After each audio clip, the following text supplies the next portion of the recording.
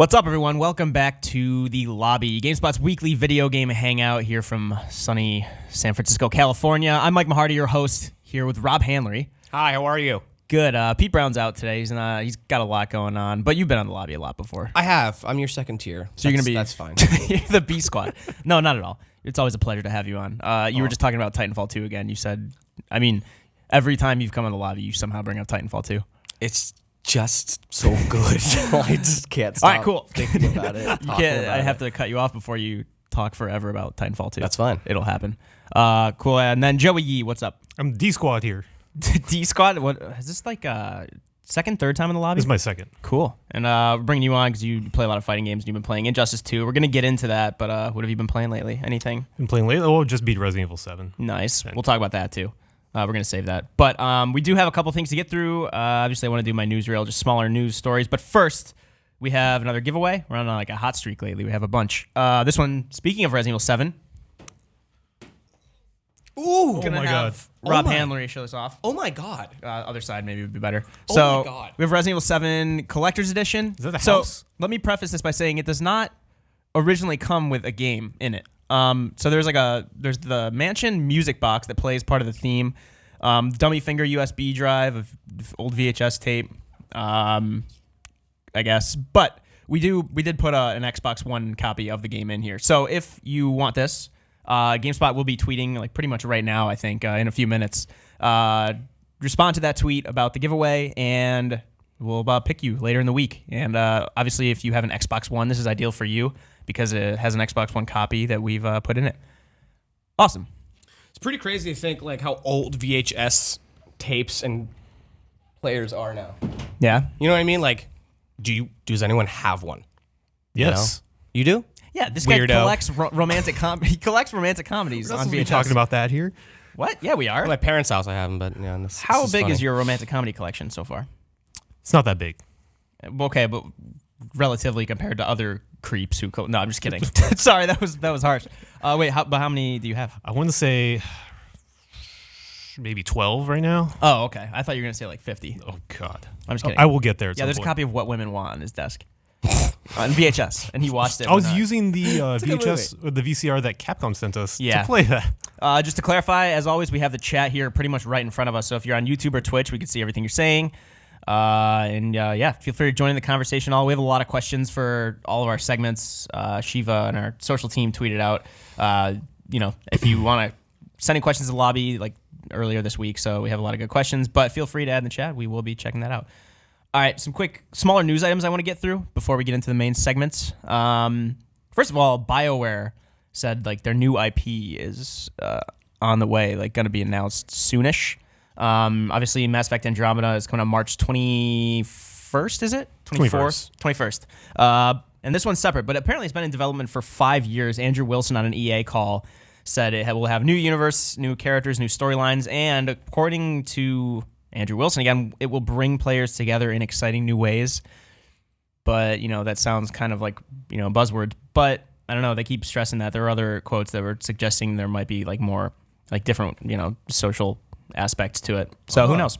We're going to talk more about that, what we might want from BioWare, but I think we've kind of done stuff like that before. We're just going to wait until more news comes out before we dive into that. For Honor open beta was announced. So we at GameSpot and a few, like other outlets and stuff, we're playing the For Honor closed beta recently. I know Spencer was getting into it. Ben Jank on our social or on our video publishing team was kind of playing a lot of it. We have a lot of footage, so you should go check out that footage on our site if you get the chance. But February 9th to 12th, the game will be an open beta if you want to sign up for that on all platforms. So you could play that before it comes out 2 days after on Valentine's Day, if you're one of those people. There will be 4 modes in the open beta and 9 heroes. So if you want to check that out before the game comes out, those are the dates. For you sports fans, as is tradition every year, Madden NFL 17, they ran the simulation to see who would win the Super Bowl. Who do you guys think? Right. Did you see? I have no idea. I don't even know who's It's gotta be playing right now. Patriots. Patriots? Okay, so it's the Patriots, New England Patriots, and the Atlanta Falcons. And yeah, Patriots come behind the last second to win 27-24. Not a wide margin. But I think if you're not a Patriots fan, everybody wants a Patriots team. They're like the villain of the NFL. I'm not much of a football fan, but I was just hearing, I think someone talk about how like it really just comes out. You look at like last year, right, with the Panthers. What's his name? The quarterback for the Panthers? Cam Newton? Cam Newton.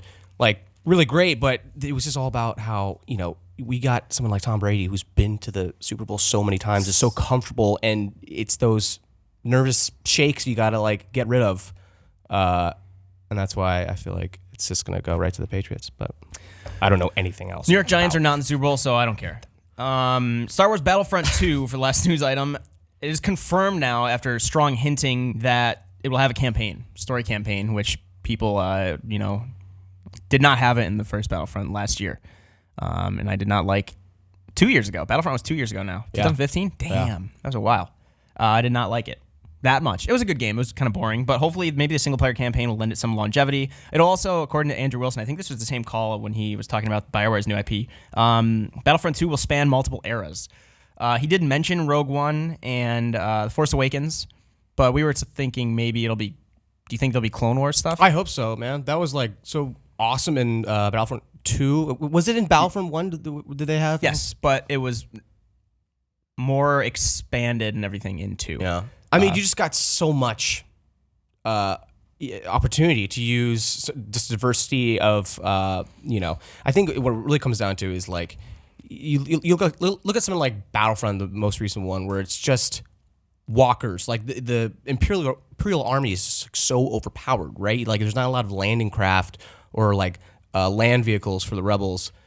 Here you have like just like such even like plates like all around, with like the clone and the the droid army, Trade Federation. Yeah. But I just want to be a destroyer droid again, roll around. Did you ever play Republic Commando? No, I did not. No? Did you? No. I like that game. I think it's pretty...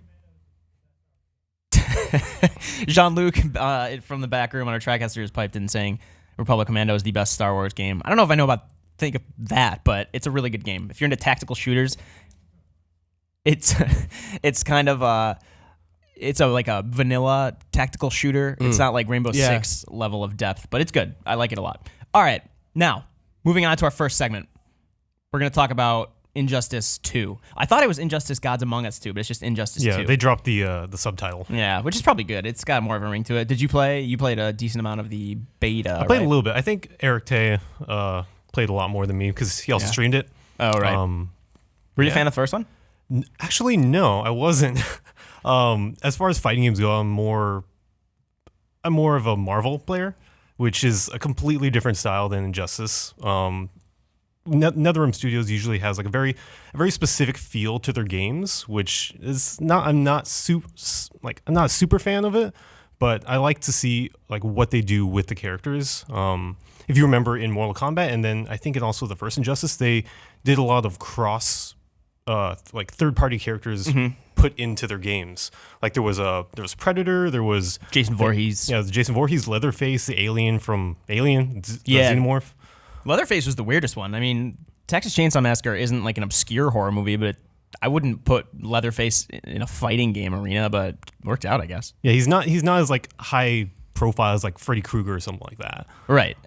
So we wanted to talk about kind of your time with the beta briefly before we get into what DLC characters we might want to see, whether they be obscure DC characters or we kind of just went crazy with who we want to see, not just in this game, but in a fighting game, because, like once they open the door with with Jason Voorhees and, Predator and Alien, it kind of made us think, who else would we want to see in this game? But first, you said like it's got to feel obviously like Mortal Kombat's NetherRealm Studios.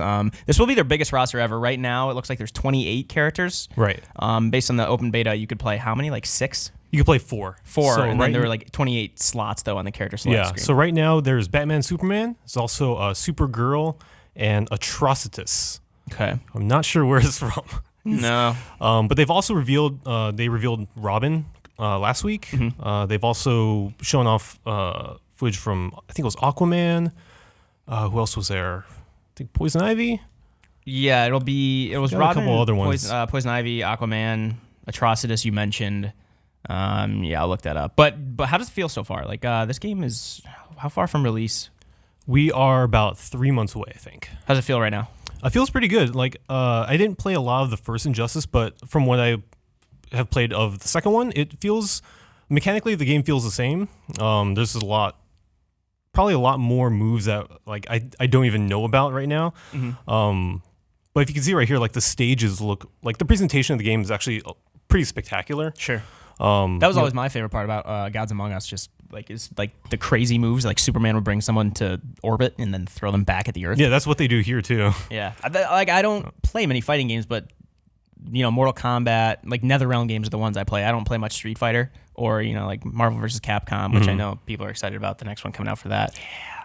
You're more of a Street Fighter fan. Yeah. Okay. But right now, this is it's promising. It looks really fun to play. Like. Yeah. More than anything else, at least for me, is the spectacle of the game. Much like something like Batman vs Superman, the movie. It was all about like these moments and like the big shots that or that you can hang on a wall or something like that. That this game will have that. Cool. Cool. Who did you say you have like a favorite character based on the beta so far? Not right now. I mean, the playable beta only has 4, and 2 of them were already in the previous game. Not a huge pool to pick from. No, not yet. Okay, so let's get into the fun part. We kind of yesterday when we were talking about segments we want to do in the lobby, I was trying to figure out how best to pursue this one because there were a lot of fans of NetherRealm's this game out there, or at least like a lot of people anticipating it. I wanted to ask you guys who you think would be good DLC characters, and I'm basing this off a conversation, Joey, you pointed me toward. Ed Boon and people at NetherRealm had a live stream kind of showing off the beta, and they were talking about like future DLC and whatnot. And Ed Boon said they would be going into unique characters that are more obscure in the DC universe, so I picked up a few of those to talk about.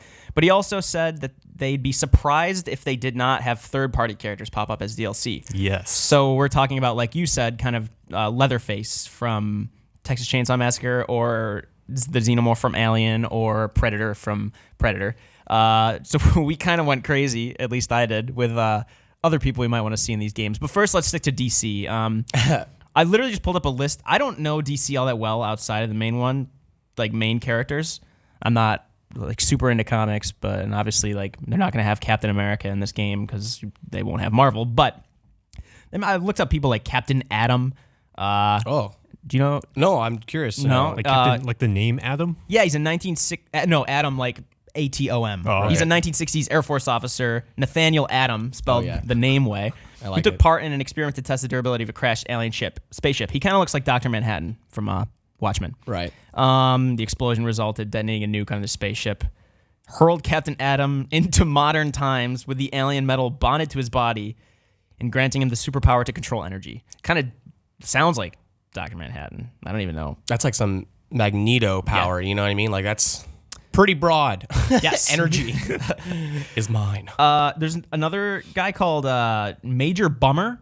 The slacker 90s lives on in Lou Martin. He was your typical young slacker who was accidentally endowed with superpowers from some dim-witted alien college students. Now a reluctant superhero, Major Bummer stumbles through life fighting crime only when he has to, and slowly learns about the whole great responsibility motif in a roundabout way. I'm reading this on ScreenRant.com because I don't know any of these people. Enemy Ace. Oh, Rob, you'll like this one. He's loosely based on the Red Baron. Oh.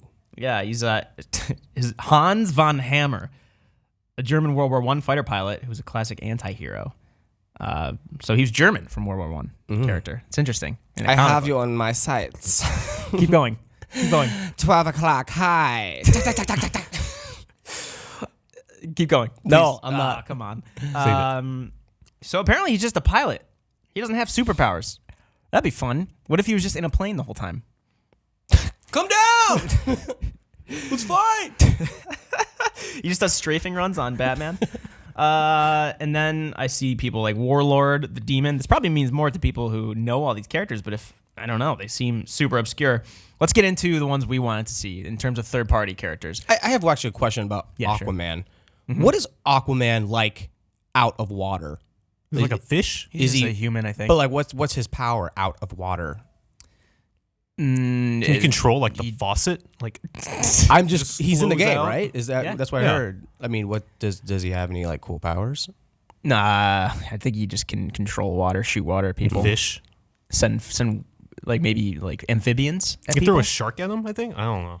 It'd be cool if he like brought like as a finisher brought someone back into the ocean. Yeah, Jason Gusher on our YouTube chat says, "Does Bob Ross join the Injustice League and make happy little accidents?" Yeah, people are talking about Bob Ross in the chat right now. not sure how it came up, but Bob Ross would be a pretty sick character to have in Injustice 2. Yeah, that'd be pretty cool. We're already getting here. No, not yet. Joey, you had a few ideas for Okay, well, while we're creating third-party characters. I have a couple of ideas for characters, but while we're on the topic of at least superheroes, have you guys seen the movie Mystery Men? No. Yes. Oh, you have- That's a really good movie. Yeah, and that's like I think it's Dark Horse Comics, but just as far as superheroes go, those guys are like not heroes at all, but Okay. they just have like these powers that they kind of made up for themselves. There's a guy who's like really good at wielding a shovel, played by like William H. Macy. Yeah. Ben Stiller is like a guy who just gets really, really angry. Oh, shit. You William haven't H. seen Macy? this? No. This is really good movie. I think it almost came out prior to like all those Marvel movies. Yeah, it was So it's- 99. Yeah, so it's pretty interesting how Oh, yeah. there they That's are. sick. it is so like They're up on screen. it is really underrated. Oh, What's his name from The Simpsons? Hank Azaria. Yeah, he's I don't know his name. He's the Blue Raja. He throws Blue Raja. silverware. And all he does is throw forks. Yeah, like not even Awesome. knives. He throws forks and spoons. There's also Oh, here we go. Sorry, quickly backtrack. Absolute configuration or YouTube chat. Aquaman can control tides, is an expert fighter with his trident, and can command fish. Cool. So there you go. Throw sharks Cool. at people. Thank you. There's also Dane Cook is in it. Before he like, Cook? Oh, yeah. he's at one quick moment, and they're doing tryouts, and there's a scene where he's I'm Waffle Man. He's got a waffle. Golden crispy. Bad guys are history. Yeah, and he burns himself. It's really weird. So it is a comedy. Yes. All right, good. I'll check it out. You recommend it? Yes. Does it hold up? When's the last time you watched it? Probably I a couple did. years ago, did but recently. I think like it has a goofy sense of humor that it's like it's well encapsulated. Yeah. It doesn't like age that much. I good. don't think.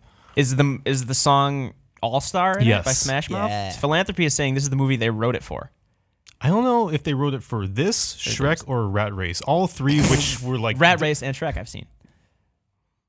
All three Rat of Race, those like great defined my movie. childhood. But yeah. That's okay. But Anyways. anyway, Yeah, cool. So all right, let's that's talk about. interesting, Okay, so what are some characters you said you wanted to see? First one that I thought of, who I think who might be perfect for this is Neo from The Matrix. Yeah.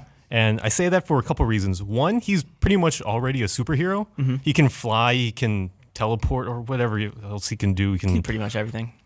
but also because he is Warner Brothers property, and he would fit. I think he would fit very well in this game. I could totally see it, like visually, right? Him just like hover moves, like flying around, like just like the last movie, the third one, like just that Agent Smith battle with him. It was basically a fighting game.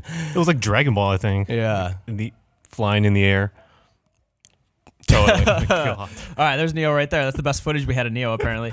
Legit. What are some other ideas you had? Another one. I was just going along like the Warner Brothers property line, seeing what works. We think about Mad Max. Oh, I had mentioned that too. Yeah, from Mad like, Max, and then or Furiosa, either one of them. I think. that would be Furiosa, or I would rather see Furiosa, but Mad Max would be awesome too, just because like the game, what it was like 2 years ago, 2015. Yeah, it was kind of an underwhelming game, but that would have been like just thinking of Furiosa's robot arm that she uses. Robot arm, and her like super can be like driving her truck through them or something like that. Sick fatality. What would Mad Max's fatality even be? I have no Being idea. quiet. Probably. Not saying anything and shooting a gun. Dare down. What is Tay saying? Tay's telling us something. There's no fatality. Oh, it's not There's a super fatality. moves, but Sorry, there's super no moves. Oh my fatalities. god, I'm getting my NetherRealm stuff mixed up. All right, Joey, any other ideas? I also wrote down King Leonidas from 300. Oh yeah, that'd be pretty Another sweet. Warner Brothers property, but he also has an entire army with him, so they can join in and help. All right, Rob. Well, I just realized that this is the same actor, but Constantine. just you just want Keanu Reeves in Injustice More or less. 2. I forgot it was the same guy. We'll have He's John got- Wick, he's and we'll got also that- have the guy from Speed. Right. I was going through just movies like from the 90s. I just watched John Wick last night. Jake Decker is in the Twitch chat talking about it That's too. anher one that you could Pretty use. badass. It Shooting should just be everybody. Keanu Reeves. Keanu Reeves And it's just those like actor? characters. and his super moves. Tay will be just Right. And then just staring at you. another one I had, I realized it's probably not perfect as far as scale, but like we mentioned Iron Giant. What if it was the Iron Giant? I mean, come on. The end of the movie, he is OP with those like weapons. Yeah. So All right, I went along a couple lines, some serious, some not so serious. Okay. Oh boy. All right, first off, just the fact that Jason Voorhees was and Leatherface were in Mortal Kombat 10. I just would love to see Michael Myers or Freddy Krueger. Both Like of which would be reprising the pretty sweet. role. Reprising the role, yes. Just like in general, just I think Freddy they'd be Krueger would be the best of those two. like needle finger, like with the knives. He's got all those like weird, dream sequences that His you super could move get. would be pretty sweet, Yeah. like putting someone to sleep or Right. waiting until they fall asleep. He just hides until they fall asleep and then enters them, kills them. And then thinking along like action movie things, like since the Xenomorph is in there from Alien and Predator from aptly named Predator, I was thinking T-1000, Oh my god. Terminator. Oh my god. Not Arnold Schwarzenegger, but like the Terminator. T-1000 is like Or the the T-1000. ultimate villain, dude. That would be pretty sweet. Oh my god, he's got so many moves. That would be awesome. And of course, so I took the liberty of looking back through to end the segment, and before we get to a couple questions, I took the liberty of getting back through the Warner Bros. Catalog of video games, and there is a PS2 game that I want Jean-Luc to throw up right now Oh, that I no. think would have a pretty sick cast for Injustice 2. Okay. Yeah, if Jean-Luc can throw it up or when he gets the chance. Okay. Also, T-1000 Super could be like, have you seen this boy? That'd be pretty unreal. He stabs him through the knife. Yeah. Uh-oh. All right, here we go, Oh, guys. no. PS2 title. Yeah! Friends, the ones with all the trivia Warner Bros. Worked on. I'm talking Chandler. I'm talking Rachel. I'm talking Phoebe. We're getting all six into Injustice 2. Guys dancing. Rachel with her fashion sensibilities. Ross with his intelligence. God. Monica with her no-nonsense attitude and her cooking abilities. Phoebe, raised on the mean streets of New York. Joey, he loves pizza. You know he does. And Chandler, sassy and sarcastic in equal measures. We're getting the entire cast of Friends in Injustice 2. NetherRealm, you can thank me when you get the chance. I'm looking forward to seeing some sick super moves. Rob, can see you're super happy about this. Dude. Yeah. What are you thinking? I'm thinking that this is possibly one of the best segments I've ever seen in my life. Wow. All right, there we go. Wow. Sick. The one with all the Oh, trivia. we gonna press the start button? Yeah. All right, there we go. I got Oh that my out of the way. god. What? So for all you Friends fans out there. All right, Wow. cool. So I'm going to get to some questions quick from people on Twitter who responded to GameSpot's like questions. We got off the rails really easy or really early in this one. Joey, did you get to see Mike and Hike on Twitter was asking about the gear in Injustice 2, which seems to be part of the longevity of the game. Did you get to see much of that? I got to see a little bit of it, and that's kind of strange for a fighting game where pretty much after every like competitive match that you play, a piece of gear will drop and you'll be able to equip it. It's pretty And- constant trickle. Yeah, so you'll be able to upgrade like your stats like as you play online. And I'm not sure, but I think it also like changes the physical appearance of your character as well. Okay. So like as people get stronger, you'll be able to actually visibly see their progress, which I think is actually pretty cool. Cool. And then, so that's just kind of, is that across all modes that you're gaining gear? Do you know? I believe it's just like competitive online modes. Okay, cool. So in general, someone's asking, Drew McCutcheon on Twitch had asked if there's gonna be a season pass. I'm assuming there will be. I don't know if I would with say- all I the would say DLC yes. characters, right? For a fighting game, that's kind of easy. Cool. And then how big will the Injustice 2 roster will be? Darren Wright was asking. Any characters not returning from one? I believe there are a few characters that won't be in it. I'm not exactly sure. They haven't released the full cast yet, but Right. like Ed Boon has said that it will be the largest roster of any NetherRealm game that has ever been made. Okay, yeah, because Like, right now there's 28. There will be 28 to start, but we Yeah. only have And played. there'll for- probably be like tons of DLC characters. Cool. Awesome. So that was our very serious segment about Injustice 2. So if you do have questions, any further questions, feel free to leave your thoughts in our comments on YouTube or on GameSpot, and we will do our best to respond to them. Cool. All right. Joey, thanks for coming on. Appreciate it. I'm going to bring Callie Plaggy on for the rest of the show. We are getting into, I see a lot of people asking about Horizon. We're getting into that later. Callie went to a preview event in LA about a week ago. So we're going to bring her on. Rob, are you a Friends fan? No? So you hated that. Yeah, that was funny. Callie, what's up? Hi. Callie's been at GameSpot for about like a month now? Not even. Not a month? No, yeah, a month now. Just kidding. Okay. And your associate editor here, you have been kind of busy right away. You've been on the lobby your first week, I think. Second week? Second week. Who knows? Yeah. So we're going to talk about Resident Evil Everywhere. 7. I know you're like a horror fan as well, so you're good for a few segments. Did you get to play Resident Evil 7 yet? Yeah, a little bit. I haven't finished it yet because I was home alone all weekend, and I live in the basement of my house. Oh, and so I was like, I suiting. don't really want to die this weekend. That sounds like ideal conditions. Oh man. I really thought I was going to have a freak out if I tried to go any that's further. understandable. So What else have you been playing lately? yeah, I just reviewed Poochie and Yoshi's Woolly World. Totally just a hard right on that one. Is that published? Yes. Sweet. So people can check that out on GameSpot? Yeah, you can check that out on GameSpot.com. Okay, perfect. It's a website you might have heard of. And I still play Pokemon Moon because I'm one of those people. So that's what I've been up to. Awesome. So we're going to jump right into Resident Evil 7. We will get to Horizon Zero Dawn later in the show, for those asking.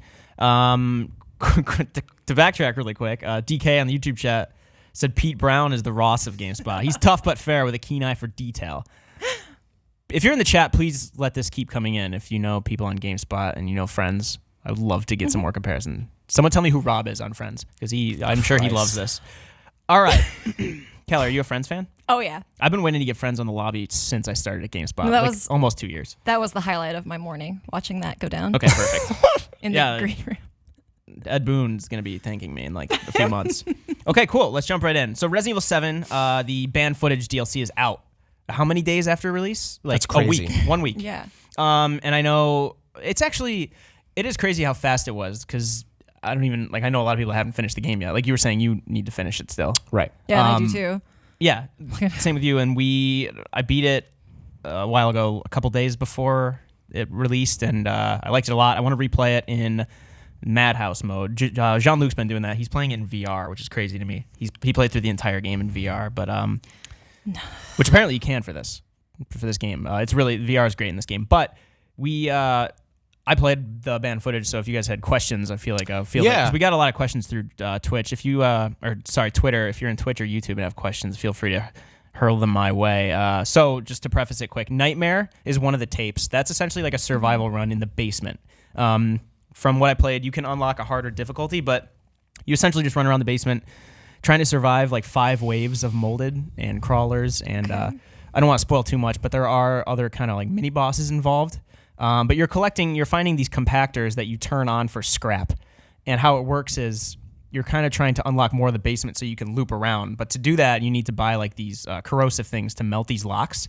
And then you just kind of say, do I want to buy handgun ammo, or do I want to upgrade my health, or do I want to buy the M37 shotgun or flame rounds, or of course, first aid. But you're also kind of trying to find these compactors. They like slowly deal out increments of 100 scrap, which you're using to buy these, as you can see here. But you are essentially just you're surviving, right? But it's at a certain point, the compactors will stop giving you scrap. So then you just kind of have to fight with what you've got. I got to the last fucking enemy on wave 5 and died. So this is a compactor right here. You can, if you're watching this, you can kind of see it'll get to 100, then you can pick it up right there. This is my footage, so let's not judge me too harshly. But you have to survive until dawn, till 5 a.m. And I got to like 4, whatever it was, the last enemy, and it killed me. Yeah, it sucked. But there was also the bedroom tape that comes with the banned footage DLC, and this is more of an escape room based around Marguerite, the matriarch of the Baker family. She essentially, you wake up and you were watching me play it. It's creepy. Marguerite's nuts, but you're handcuffed to the bed, and you are essentially. It's got a cool angle. I don't want to spoil too much, but I do think it's cool. Here, Jake Decker and Jean-Luc did a stream yesterday, so. There's a lot of stuff to do in the room to escape it, obviously, but also if she hears something loud, she will come back into the room. So the twist is, before she comes back, you have to like reset everything you did, or as much as possible, so she doesn't see that you were out of bed and kill you. You have to get back in bed and like handcuff yourself again so she doesn't notice. It's pretty creepy. It adds like a really cool tense layer to it. Sure. It's awesome. I really like this escape room. I think too much of it is kind of that the pitfall that a lot of like point and click adventures fall into, where after a certain point I wasn't really solving a puzzle. I was just like scanning the environment inch by inch to try to find something I could interact with. Jean-Luc didn't have as much trouble as I did. I think maybe I had played Nightmare, so I wasn't paying too much attention to the details. But this DLC is very good. It's $10. They have another one confirmed, and then the season pass though is $30. So in order for that to make sense, there has to be at least like 2 more DLCs. If they're Right. both going to be $10, because it's not even a deal if there's only going to be 3. That's $30. That makes sense. What I have a couple questions. What I guess without spoiling anything, are you playing as someone that's not Ethan? Is the idea being that it's like a different timeline? So it's the Clancy Jarvis timeline. If you play the game, he is the cameraman for the that show. Okay. So it's essentially, if you play the beginning hour demo, there's a certain point where he gets knocked out. It's pretty much between that and then between this other thing that happens in later in Resident Evil 7. Neat. I won't, without spoiling anything. So you're Cool. Clancy Jarvis, the cameraman. All right. I think does that make sense to you guys Yeah, it as does. far as you are in the game? Yeah. Yeah. Okay, cool. So we don't have to spoil that. But yes, you're Clancy Jarvis. And then the basement's the same layout as it is in the game. Okay. Yeah. And you said you can do this in VR? Yes, it's VR compatible. But apparently, Ethan Must Die mode is also included in this, and it's harder than Madhouse. Apparently, he can take like no damage at all. I didn't get the chance to play it, but a lot of people, they just said there's a hard as nails, quote unquote, Ethan Must Die mode. And I didn't get the chance to play it, but Madhouse is already hard as hell. Jean-Luc was playing it, and it was just like Jack just warps around. Different things happen like at different points. Items are in different places, and like enemies are just tougher in general, but it essentially just sounds like Ethan Must Die is even harder, which I don't know. We're gonna get our next segment actually is we're gonna get into like games that are better on their hardest difficulty.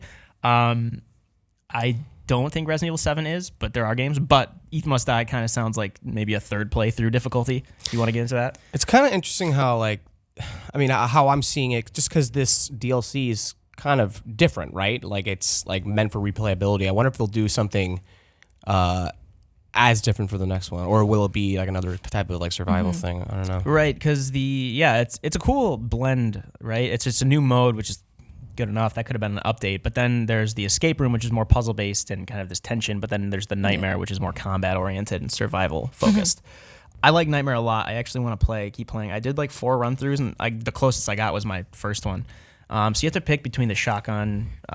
You don't have to pick between these things, but obviously you have to know how to spend your money. It's one of those things where I'm sure people will start to get into a routine. You can set up these traps like turrets right here. You can kind of see on the wall behind him. These wire traps that destroy them right there. But yeah, you start opening up more of the basement and getting other scrap benches. There's 2 scrap benches, at least that I found. I think that's all there is that you can actually build them. But that locked door right there, there's another compactor behind it. It was fun. I actually really liked it for different reasons than I like the main game. There are a lot of enemies in Nightmare compared to the main game, but I really do like it. I think it's worth the $10 if you haven't, if you've beaten Resident Evil 7. It did come out. I think I like the idea that they're trying to beat, the For Honor release coming up on Valentine's Day. There's Horizon on the 28th, 2 weeks after. Rather, like they're not competing with anything at the moment, really. I mean, you got Neo next week. Which, if you don't know, it's like the Japanese myth-oriented kind of Dark Souls-ish game. And I'm not just comparing it to Dark Souls, like we compare everything to Dark Souls, but it's like actually like Sure. Dark Souls. Yeah. Yeah, Miguel Concepcion's playing through that. Apparently it's pretty tough, but his review will be up That's like a very tomorrow, different, I believe. Review in progress. very different style of game, obviously. So it's Yeah. again the competition. Yeah, is so different. if you are interested in Neo, then that review will be up tomorrow morning. But we do have a lot of Resident Evil 7 footage up, but I just wanted to get into questions about the banned footage. I don't know if you guys had any other things you were curious about. Not a whole lot. You think you'll play in your basement, Kylie? Yeah, my room's in the basement. I'm really paranoid that people are gonna look at me through the window because it's like ground level. So maybe not. Yeah. But the PSVR is in the living room, so I might just do that instead and use that as my excuse. Like, oh, I want to play it in VR. Yeah. You know. There's something about those scenes where you. I mean, I guess I don't want to spoil it, but she's like, you're It's pretty gross. like, Yeah. imagine that in VR. Like, you're locked up and you're being force fed body parts. I was gonna bring that up when I Yeah. played. I did a couple of the demos in VR, and when they're like force feeding you, it's horrible. Like Yeah. I moved out of range. I think like I moved so far back that it didn't work anymore, and I had to like recalibrate. It was not good. Did not enjoy that. Yeah, I mean, I did and I didn't because it was like cool and gross. Ugh. But her face is horrible. What do you guys think of the game overall so far? I like it a lot. I think you and I talked about this, about the not thematically, but there you feel the classic Resident Evil kind of spirit flowing through it. We talked about that a little bit, and that's what I like about it. I like that there's some of that. I like that it's actually scary, like terrified. Couldn't even play it. I agree. Really, sorry, one more quick before this fades from the chat. This is going to make no sense if you're watching this breakout on YouTube, but Eric Green said Rob is Central Perk from Friends. He's where everyone wants to be, or maybe all his friends want to crawl inside him. Rob, you're hating this so much, and that's why I'm enjoying it so much. Great. Yeah, it's all good. a Friends joke from earlier in the show. Yeah, It's all all good. breakout video. But anyway, Resident Evil 7. Touching back. Thank you, Eric. I find the jump scares to be not cheap, right? Like there's one in the Yes. beginning where it got me so good, and I'm actually a pretty big scaredy cat, and I will yell. And it was like 2 a.m. My roommate was like, "Dude, will you shut up?" Because I'm just. It's not just like a yell; it's like a sentence I'm yelling, like. "Oh, fuck!" But they're well done in the respect that like. They come at you when you're the most vulnerable, or how you're feeling is the most surprising. Like I was telling one of you guys, like they got me so good when I had just done something. Like it was leading up to like an accomplishment, and it was like, oh great, like I'm doing pretty good in this game. And right as you're hitting that feeling, jump scare, and that's when it got me so good. I was just screaming, and that's fun. I have like a weird like. I want to say relationship with like horror movies. I just don't know if I.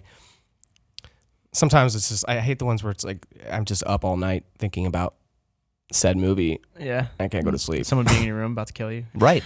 Yeah. I think I was scared of The Ring for like 10 straight years. Totally. And then I watched it again and I was like, what? Why was I scared of that? We, I do. Oh, sorry. Oh no, I was gonna say The Exorcist is my the movie that has haunted me forever. I Wait, will never really? Watch it again. Yep, it's one of my favorite movies, and I can't watch it anymore. I can't handle Chucky, like the doll. Oh, really? I don't know why. I just can't. And they made a Bishojo figure of Chucky. Like it's horrible. Hate it. Ugh.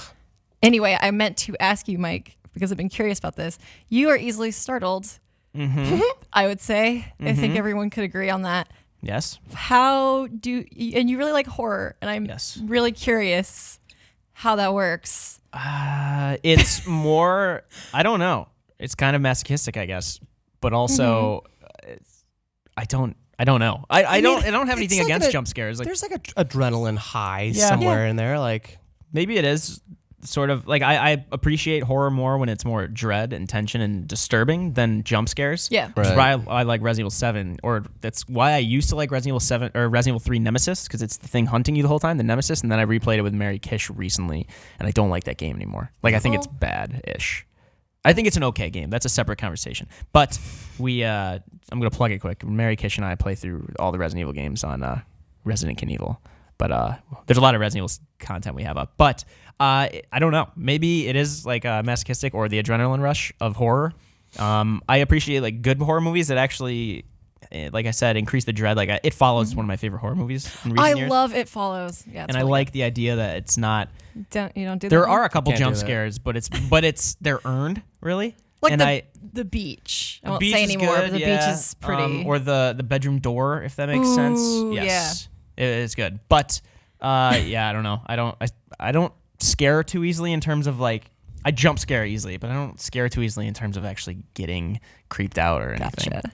Gore doesn't bother me. were you scared a lot in this game? Like were you jumping around? Resident Evil 7? Yeah. Like, Yes, there were a couple times being chased in this game, which is Right. something I think Outlast, and from what I played of Outlast 2, they do really well, is the terror of being chased, knowing someone's right behind you, especially because Jack Baker in this game.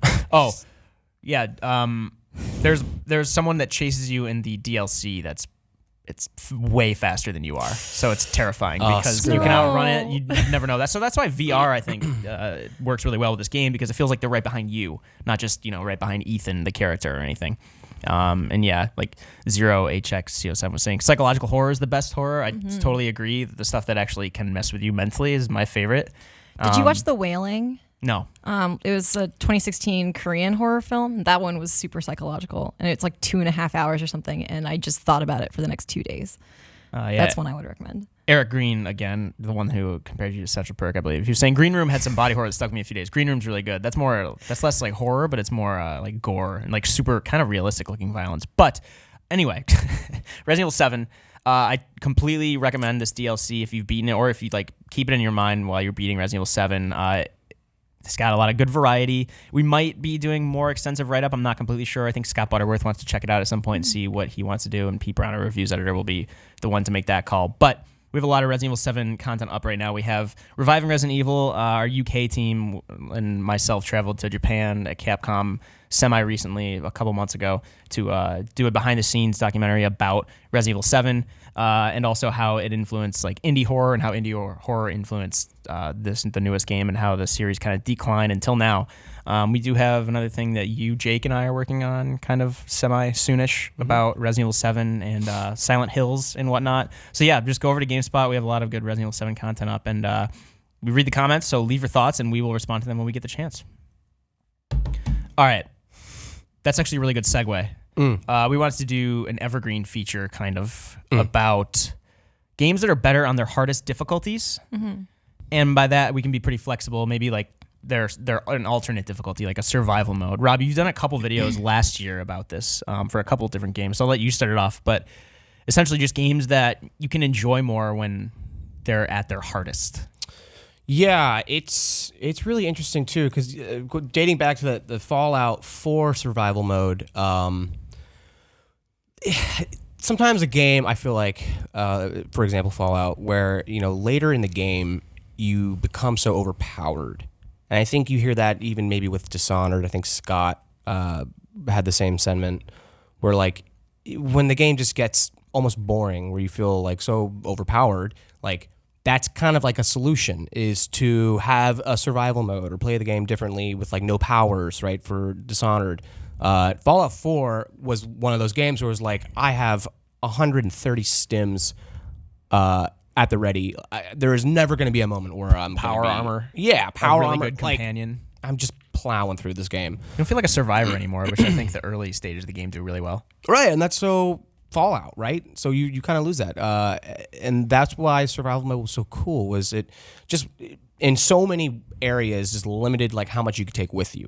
So instead of adding weight to stims means I can't take 130. I can only take like maybe 5. Also, when I when I use them, they are not immediate. They don't replenish my health immediately, so it's like a slow burn. Yeah. So when you're in combat, So they're not get out of jail free cards. They're Right. really just a resort when you have to get out of a fight, or at least Right. just to gradually while you're getting wounded still. There was just so many things in that mode that like really like just made the game so much better and made everything seem so dire. Like being in a fight and having the only way you can save the game is by sleeping in a bed. So it's like crap. I haven't saved. I mean, it's pretty brutal, but it's like I haven't saved in an hour. I'm in this fight. I'm about to die. Your heart just like picks up, and we talked about adrenaline high. Like it was cool to like have that again. And I, as far as last year goes, so many games were doing that. You know what I mean? It felt like every other month was like, oh, Far Cry has a survival mode. Oh, Division now has a survival mode, which I haven't played yet. Division, that one sounds pretty fun actually. Yeah, it's a totally different game. Well, Yeah. That's hyperbolic. It's very, very different. It's the same game map. Did you play it, Kelly? You did you play The Division much? No. I barely did either. But from what I played more survival than I did the base game because I like it that much more. You're fighting to get to the center. It actually feels, I think it's kind of along what you're saying with Fallout 4, the Boston wasteland. It feels like it fits more in the world. This post-apocalyptic New York City, winter, like this virus-induced winter. And actually, right now, another example that I didn't write down, I want to get to. Jacob Decker is a big fan of The Last of Us, as a lot of people are.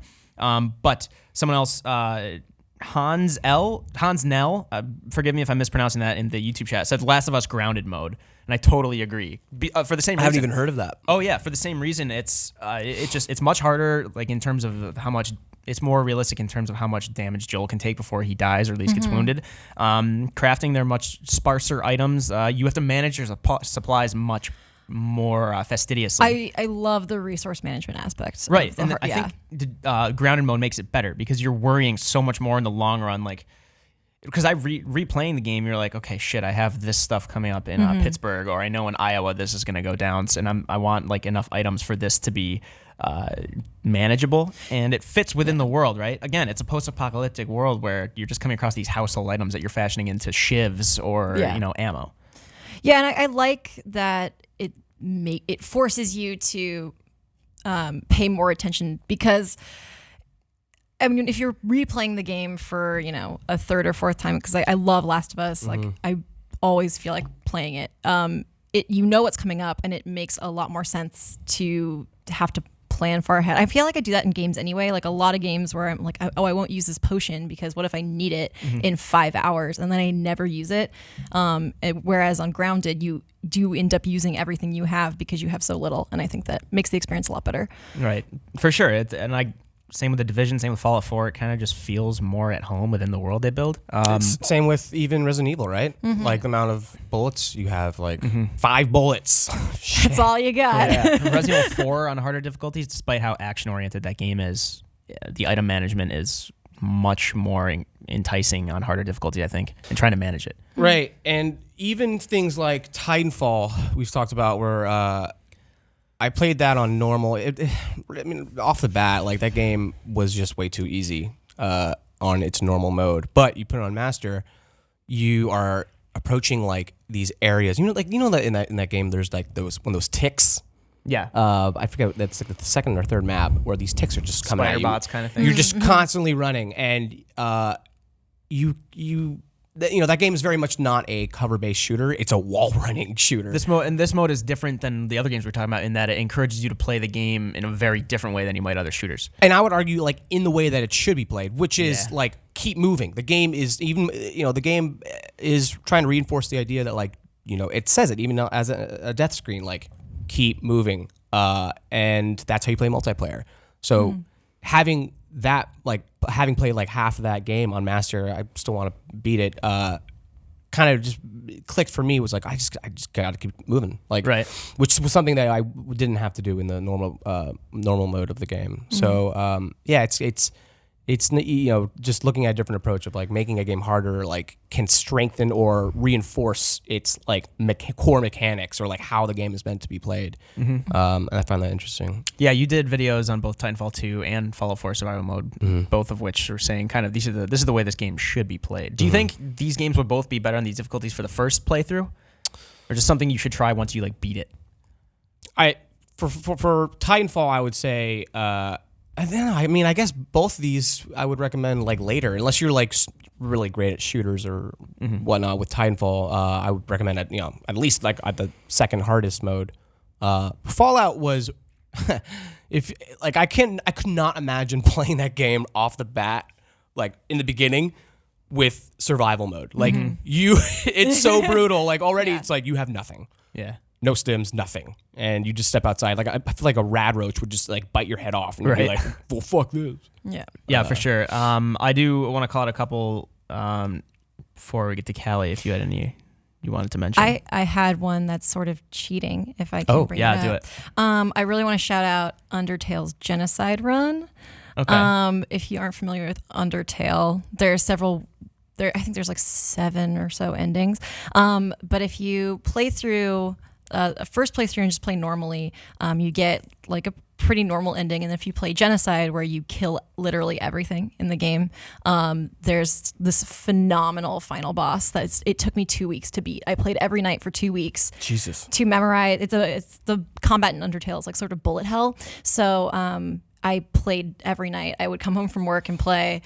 And I finally beat it, and it was like the most satisfying thing I've ever done. And the mode itself, I mean, it's not technically a mode; it's just like you can choose to play the game that way, which is why this is cheating a little bit. But I think it really enhances the point of that mode, which is Undertale is a lot about personhood and agency, and that's a lot of what the game's about, and it really drives that home really well, especially if you play this a second time. So this is another one I think you wouldn't want to play it for the first time doing that, but I would recommend, like, if you've already beaten Undertale, playing through it again, killing literally everything. That's super coincidental and fortunate. I actually just finally got Undertale on Steam, so maybe I'll check that out. If I like the game enough to do a second playthrough, maybe I'll try that out. I did want to talk about so Zero, again, sorry if I'm butchering this, but Zero HXCO7 mentioned Metro 2033's Ranger mode. Metro Last Light has a similar difficulty, which that's very much a similar vein as the games we were talking about in terms of the survival being a lot more intense, and you have to be a lot more careful, fastidious with your items. I love Metro Last Light. I like 2033, but after playing Last Light, 2033 kind of pales in comparison. I want to talk about Far Cry Primal. They brought out a survival mode as well, and you know how kind of when the sun goes down in that game, that's when the predators come out, and you want to have a fire or at least like a torch to kind of ward wolves away. But this is very much the same thing. You don't have as much of an interface, so it feels more like you're just kind of in this world. The cold is much more damaging to you once you go into the northern sections of the game. I think this game was a little bit forgettable because it was sort of along the Far Cry 3-4. It was a Far Cry 3-4 clone just in the Stone Age, but I think they actually made good use of it, especially with the survival mode. It was much harder to. It felt just as brutal as the story was trying to tell you the game was, as opposed to the first playthrough, which I still really liked actually. But I actually might recommend playing this game for the first time in the survival mode, because especially if you played Far Cry 3 and 4 and looking for something truly different to feel like this caveman surviving in this dangerous world where like the animals and the environment are almost more of a threat to you than the humans are. I think people, if you have not played Far Cry Primal yet, which, you know, it didn't really get a lot of Game of the Year or anything, or any accolades or awards, but I think it is an underrated game, and I think people should play it in survival mode. In that mode, that sounds interesting, like the whole night aspect, because that was something about that game where it seemed missed, because again, if I remember correctly, you could just warp back to a campfire and sleep out the night. Yeah. Did they remove that? If they remove that, that'd be cool. I believe fast travel is not in survival mode. That's cool. Right. Then you're like... You see the sun going right. down. That would be that's You're neat. totally right. They did remove that. I remember that. That happening. needed to happen. That's because then you're like you hear a saber tooth kind of like howling, right? Right. Not howling. What do they do? Screeching, sure, roaring. Meow. There's a saber tooth swooping down to grab you. Right. And yes, I actually would tell people to play. This is one of those few games I would say play this on the hardest difficulty first, because I think you'll appreciate this game more. It sets itself apart from Far Cry 3 and Far Cry 4 a little more. Last one I wanted to mention, XCOM 2's Iron Man and XCOM Enemy Unknown's Iron Man mode. This is the permadeath mode. I don't think you're playing XCOM the right way if you don't have permadeath enabled. If you want to reload a save and try to redo something, I don't think you're getting the full impact of that game. XCOM 2 was one of my favorite games last year. I'd never played an XCOM game. I played an XCOM one playthrough out of my 60 playthroughs of XCOM games, not with permadeath. And I think that's because you don't feel the impact of losing someone, just much like Fire Emblem. You won't feel the impact of that unless you're actually losing these people for good. You start getting attached to these snipers, not because like their character models or their dialogue, it's cheesy dialogue, but because you're like, oh shit, I just lost my Brazilian sniper who had like 65 confirmed kills. Her weapon was outfitted really well. I lost that. I lost all her good armor. Like you actually feel it, and then there's a genuine like disappointment and like regret knowing like if I just thrown this flashbang at this point or killed this mutant before this happened, it like crushes you. That's really smart. Like that's a really good pick. I would actually say XCOM. Same thing. XCOM should be played on Iron Man. I don't think you're playing XCOM if you're not on Iron Man mode. That reminds me, Fire Emblem on classic mode. Yeah, you're not playing Fire Emblem if you can't lose your potential husband and then cry.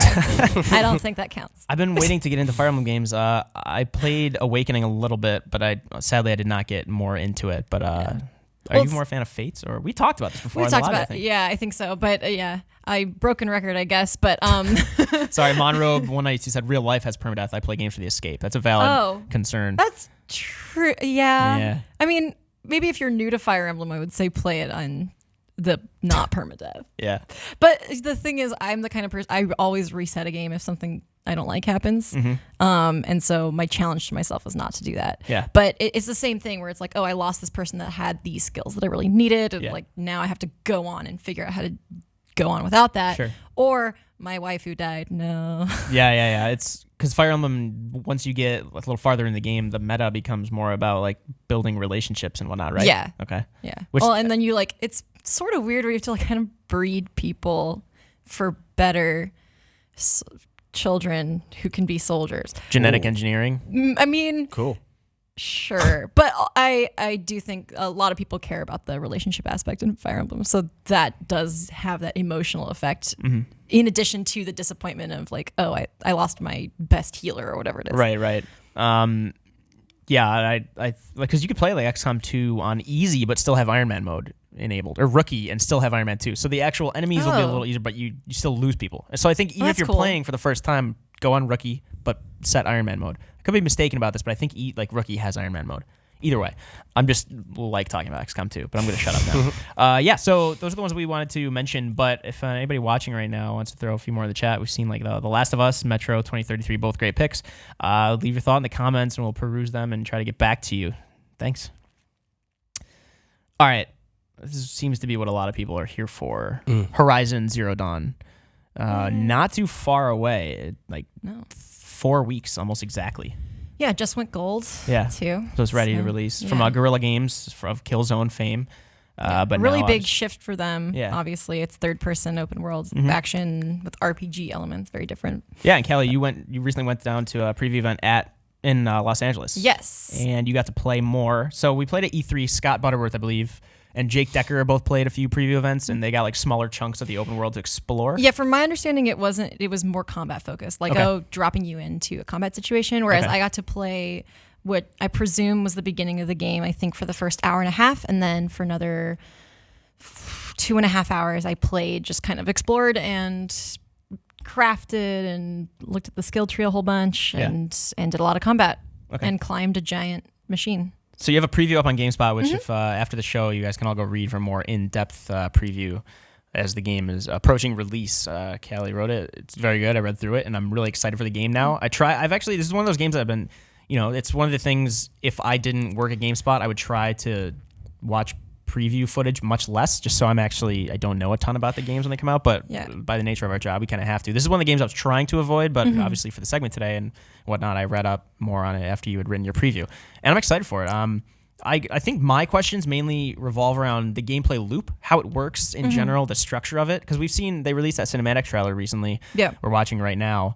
Kind of shows more. The game's very story oriented. We can go into the premise of it soon, but I guess we could just kind of do a general roundabout of how the game works, because I think there's what a lot of people are talking about. You said like E3 they showed off the combat and whatnot. Yeah, that's my understanding. I didn't get to play at E3, but I've been excited about this game ever since I saw it. I feel like I have the exact same hair she does, so I got really excited. She reminds me of it starts with an N, the protagonist's name from Heavenly Sword. I'll look it up while you're talking. We'll figure it out. But basically, I was trying to figure out what like a typical gameplay loop would look like, and it's a lot of hunting down the machines for parts. So one of the early missions is like literally to just get some parts so you can get fire arrows to go on to attack a bigger machine. Okay. And so there's a lot of that. I found it really satisfying because the weaponry is obviously very like ancient inspired. There's bow and arrow, spears and stuff like that. But being able to effectively kill a machine doesn't seem as weird and contradictory as it initially is. Like it sounds like, okay, well, how's an arrow going to do any damage to like a metal saber-toothed tiger thing? Even fire arrows. Yeah, it just doesn't make any sense. But she has like a scanning device, and it looks like sort of like a Bluetooth wearable. And Google Glass. You get to. Oh, hi! Somebody says hi in the chat. You get to play as her as a 6-year-old for a very brief amount of time, and that's when she finds it. And you can scan the area. You can track sort of where a machine is, if they have like a set path. And then one of the things you can do is highlight their weak points. And that makes the arrow strike. Oh, and the freaking trophy notifications were on when I was capturing. So it felt more natural than I thought it would be, I guess is what I'm saying. So I found that really satisfying. The variety in machines, we got to see a little bit more initially. There's like the Watchers, which we'll call more to you. Okay. So the main strategy there is to just take out the Watchers first.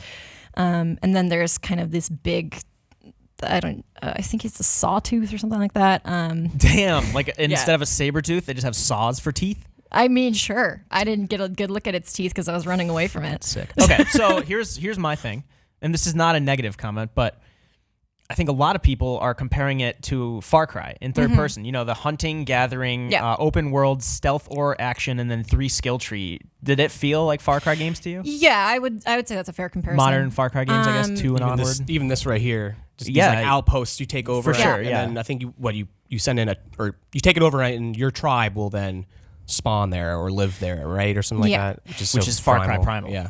Right. That was just like we were I think I had to investigate some there was like a massacre and I was investigating it. This is where I got to climb a giant machine and it was really cool. Yeah, so I think that's a fair comparison. I do think that the one of the big drivers for me to keep playing is figuring out why the world is the way it is, because obviously it's far future. I think it's 1,000 years in the future, post-apocalyptic, and I'm really curious to see like what the deal with that is. And I feel like there were a lot of hints in the demo I played toward what that would be, but I didn't get a lot of information. So I think that's the main, like, if you're wondering like, oh, why should I play this if I, I hope it's good. already, yeah. I hope it's like, played oh, Far Cry. damn. I know. I hope. Yeah. So Like, here's why? I hope this isn't spoiling anything. I don't think it is, but all right. There's a short story from back in the day, July 31st, 1937, by Stephen Vincent Benet. It's Nariko, by the way, from Heavenly Sword. Thank you. A few people said it. Bones Nelson said that. Anyway, By the Waters of Babylon, if you get the chance to read it, if you're excited for Horizon, read it. It's a short story. You can find like a PDF. If you search By the Waters of Babylon, the first thing that comes up on Google is the PDF. It is, I don't want to spoil the short story. It's Horizon Zero Dawn. Remember last time we did this in the lobby and I said, I think they got Watchdog 2 from Bedazzled? Oh, God damn it. And then we found out, holy shit, Bedazzled was set in San Francisco, much like Watch Dogs 2. Yeah, okay. By the Waters of Babylon is a story about... You've heard it here first. Yes. It's a story about these people in this tribal society that go to these places to find metal. It's the currency. Then you start to find out there's a huge twist to it. You can read the short story. Now the twist isn't as novel, but I remember reading this short story in like 7th grade and be like, holy shit. And it sounds a lot like Horizon, and I have my suspicion that they might be going this route. But check it out, By the Waters of Babylon by Stephen Vincent Benet. I would just want it not to be, we made the machines and the machines took over. Like, I don't want the Terminator. I like that you had to do the accent for that because I'm right there with Yeah. you. Like that it came with an accent. Yeah, There's a lot of Terminator talk today. It's like it's the beginning of the movie. My initial, before I started thinking about this short story, was maybe like a nuclear war happened and then like tribal warfare sprouted back up. Sure. But would you even need nukes in 1,000 years when you have these robots? But the robots they're like autonomous, right? They're wild animals. Well, no, you can override them and use one type of them as a mount, and then the Watchers don't seem like the other ones seem to be like beholden to the Watchers. Okay. So, but I can't say for certain. Okay. But I think there's something going on there. I don't know. So in terms of the ones that look like brontosaurs with like Starship Enterprises on their head, that I think Rob, you described them as that. So are That's those like a map? They're unlocking parts of the map, Yeah, you climb up and it's like radar, like radio towers. In yeah, Fallout. exactly. Okay. And again, I'm not downplaying this because it seems like Fallout. It's a lot of other games have kind of mimicked Fallout 3's or Fallout 2's open world structure. It's that cascading structure of opening the map, getting more quests, which lead to other quests, which leads to items, which leads to hunting, which leads to skills, which leads back to the rest. Yeah. I don't mind that, but I would love if this game felt really unique. As of now, I just could see it feeling like a Far Cry game, but Yeah. I mean, you played it and I have not. I'm really excited for it. I'm really looking forward to playing more. Yeah. But the combat, you had your opinions about the combat too, how it Yeah. fit into the world. It feels good. Yeah, you can read all about that on GameSpot.com. Yeah. Go for it. And also there's more gameplay that you can check out, and we have 4K gameplay as well. Sick. Because this game does look really good. Yeah. Gorilla always kind of nails it on the head with the visuals. Yeah, I think the only thing was the camera was a little wonky for me. Oh, okay. But like at some points, but yeah. So the combat, like I said, like the weapons don't feel ineffective, but you also don't feel overpowered. And I like the how the skill tree feeds into combat, and kind of shapes how I played. I focused more on stealth while I was there, so I'm excited to try different routes and everything like that. I'm just really looking forward to playing more. I didn't really want to leave. I had to catch a flight because it was a day trip. How long did you play? We do have questions. 4.5 hours. Okay, cool. I'm gonna throw some questions at you, and a lot of these you might not even know, or any of us might know. But I'll pick ones that you might. So, did you get a sense of the scope of the map? Because Adam Roston on Twitter had said, "How does Horizon compare to other open worlds as far as scope and scale?" I mean, it's always hard to compare games like, Grand Theft Auto 5 to The Witcher, but Right. did this feel big? I can't really tell. There was a lot of fog of war kind of stuff on the map. So the climbing up on that, I think it's called a long neck or something. No, not on long Tall neck. necks. Tall neck. I was like, Yeah. that is the land before time. Yeah. Oh, yeah. Wait, was it Petrie, the main character? No, that's the bat. I don't want to Or think the about it. It pterodactyl. makes me cry. Who's the main character? Littlefoot. Bigfoot, Littlefoot, Petrie. Shut up. What? You brought it. You knew who Petrie was? Anyway, Jesus. Central Perk over here. that cleared a little bit of the fog of war, but I could not tell from what I played how big and expansive it was. Okay, cool. I saw some cool in the comments. I don't know if you can confirm this, Callie. You can the robots drink oil from the ground. There's something ones like that? they're called grazers, and they were always digging in the ground. But I didn't actually pay attention to what they were doing because I was trying to kill them. So sure, they might be. I don't know. If Cool. oil was that plentiful, do you think they would really have that big of a problem with their society? Probably. Maybe like drinkable water becomes the big thing.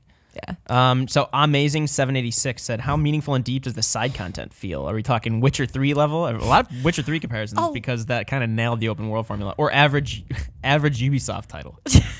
I would say it's certainly not at a Witcher 3 level from what I can tell. Obviously, this game's not out, so I don't want to say definitively. But there were I went on side quests, and it one of them was to help a lady find her missing brother who had been cast out because he attacked somebody or something. It was this whole backstory, and she talked for a million years. And so it seems like it's a lot of world building in side quests from what I saw. I mean, there were other kind of not fetch questy things, but it was find some meat for this lady, and I was like, I'm not doing that. So I'm not gonna get. She can find her own meat. So. Well, that's right, because I didn't even realize that there are rabbits and animals running around as well. Yeah, huh? you can hunt organic matter, and you can kill people. You're not eating metal. You're not eating. No, nobody eats metal. Glass like the Grinch.